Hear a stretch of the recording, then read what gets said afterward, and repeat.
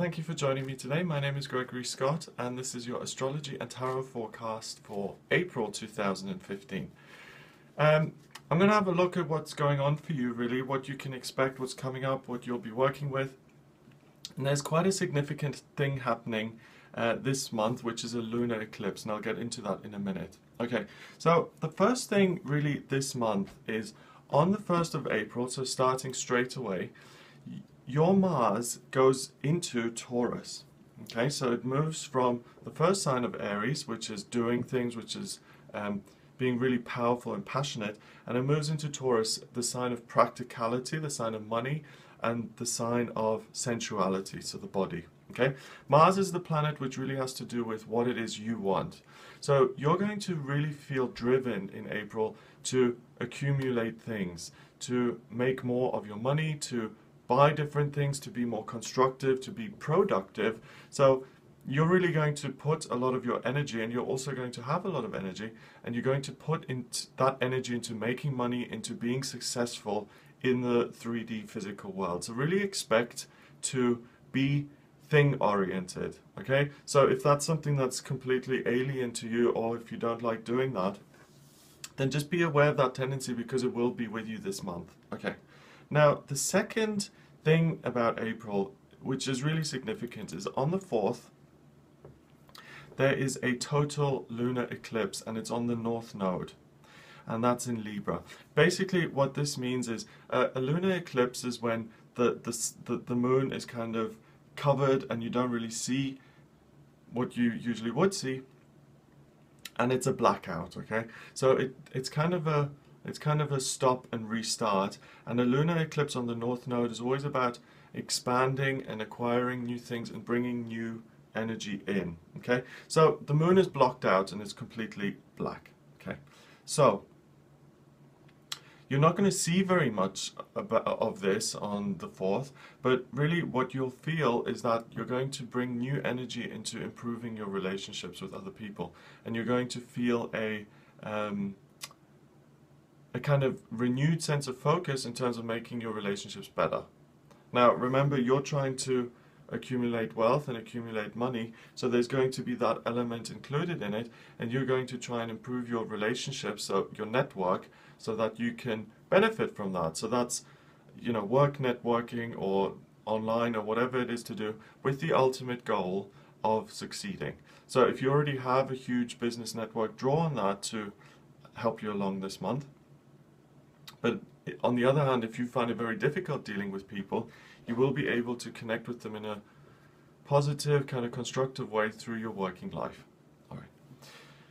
On the 12th of the month, Venus goes into Gemini, and Venus is the planet of love, and that has been spending its time in your second house of money as well, together with Mars. So up until the 12th of April, I really see you being very, very successful in terms of the money that you actually earn, the money you make, and I see things going from strength to strength there.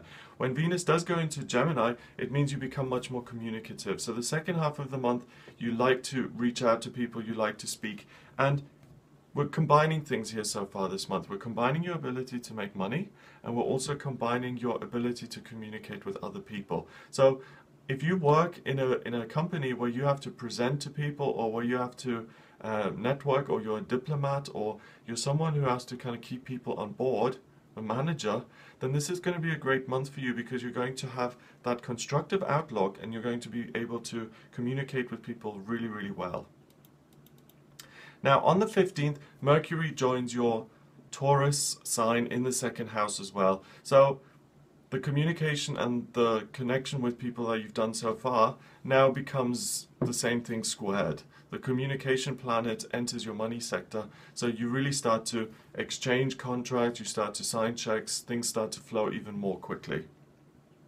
So this is really a very, very financially focused month for you. And the final thing here that happens is on the 18th, there's a new moon. Okay, and a new moon is like, it's interesting because this solar eclipse was almost like a new moon, because it was blacked out, you didn't see it, it was covered. And a new moon is a time when you don't see the moon, it's black, because it's just starting out again.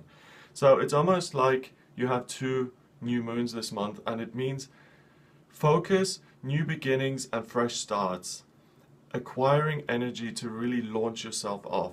Usually a full moon is about blossoming and relaxing a little bit and letting things come to fruition. But this month it's almost like it's the opposite of that. It's go, go, go, go, go, and put more energy into things. And I really see you able to transform your working financial life this month. So this new moon on the 18th is in your first house of self in Aries, and your midheaven, your working angle, is in there as well. And that really represents, again, work, and really what is it that I want to achieve in work, and how do I see myself thriving and progressing in work. So again, use that to make new contacts, to start new things, to really push forward, start new jobs, alter your existing job, meet new people, draw up new contracts, make more money, all of those things. Have fresh starts in all of those areas. And then finally, at the end of the month, connect your finance sector to your working sector. And also your romance sector joins your travel sector. Okay, so what that really means to me is that there is going to be a kind of rebirth in your career. So let's say, I mean, in a practical sense, this could look like you work as a salesperson, you do really, really well making loads of money at the beginning of the month, talking to people. Your bosses see that and say, this guy needs a promotion, and it rebirths your career and it takes you forward. So success builds on success. In terms of your romantic sector, I really see that you can find someone, a romantic partner, find someone that you care about if you go traveling a little bit. That can be within your local area, and I do see actually it is within your local area, so don't book this major long haul flight. But by kind of going to new places, visiting new places that you haven't been before, again, exploring, you'll find someone that you can connect with. And the month ends, again, with the focus between your money and your career. So, if you're already employed, I see you going from strength to strength in that sector. I see your job developing into something new. If you're not employed at the moment, I see you being able to make money in some miraculous way that could become your new job, and that's new life in that sense where you create your own career. Or it could be that the extra money that you have allows you to choose a career that you actually want. But there's a definite change and a definite flip in terms of what it is you do for work. Now, I'm going to draw a card for you here and see what I get for you. And the card is 6 of Pentacles in reverse. And that's interesting because the 6 of Pentacles means financial balance and stability and kind of a flat line sometimes. And this isn't going to be a flat line for you this month. It's going to be like that. It's going to really transform, and your finances are going to transform for the better. If you'd like a private reading with me about your career prospects or your money or where you see yourself going in future in terms of your romance or anything like that, then please get in touch via my website. It's gregoryscott.com. You can click on the readings tab to see the types of readings that I do offer, and please remember to subscribe to the channel. Have a wonderful April, and I'll speak to you soon. I'm using the Radiant Rider Waite deck for this reading. Let's see what's coming up. Okay.